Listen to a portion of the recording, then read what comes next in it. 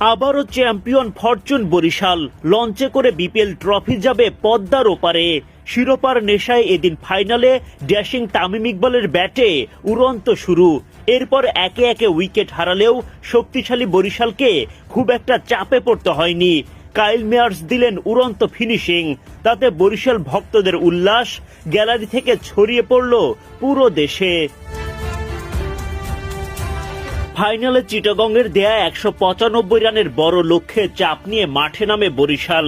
অধিনায়ক তামিম ইকবাল খান তাওহিদ হৃদয়কে সাথে নিয়ে দলকে এনে দেন দারুণ শুরু। তামিম তো শুরু থেকেই আগ্রাসী ভূমিকা নেন। পাওয়ার প্লের ৬ ওভারে বিনা উইকেটে ৫৭ রান তোলে বরিশাল। মাত্র ২৪ বল থেকে ৫০ পূরণ হয় তামিমের। আরাফাত সানিকে ছক্কা হাঁকানোর পরও তামিম যেন খেয়ালই করেননি তার ব্যক্তিগত ৫০ পেরিয়ে গেছে। এরপর যখন বুঝতে পারলেন, ব্যাট উঁচিয়ে দিলেন ভক্তদের বাহবার জবাব।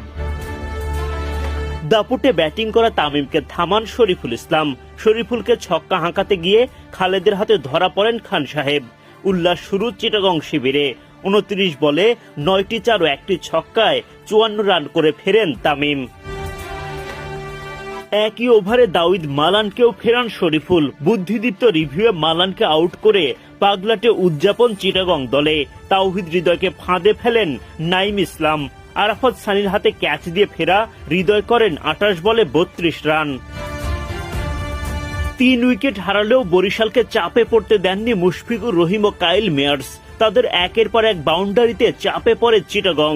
৯ বলে ১৬ রান করে বিদায় নেন মুশফিক। দারুণ জমে ওঠা ম্যাচে দুই পক্ষ থেকেই লড়াই জারি থাকে, যদিও শেষ পর্যন্ত জয় তামিম বাহিনীর। আবারও শিরোপা ফরচুন বরিশালের ঘরে। শুক্রবার বিপিএল এর মেগা ফাইনালে মুখোমুখি হয় ফরচুন বরিশাল ও চিটাগং কিংস। টসের আগে দারুণ একটা মুহূর্ত।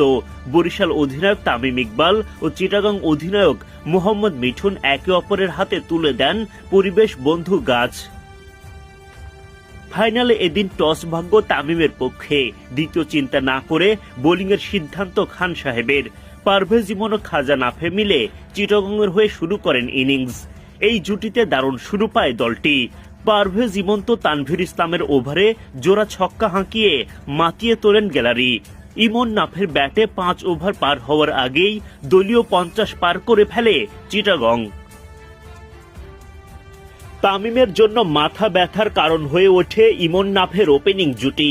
পেসার থেকে স্পিনার বোলিংয়ে একের পর এক পরিবর্তন এনেও ধরা দিচ্ছিল না সাফল্য।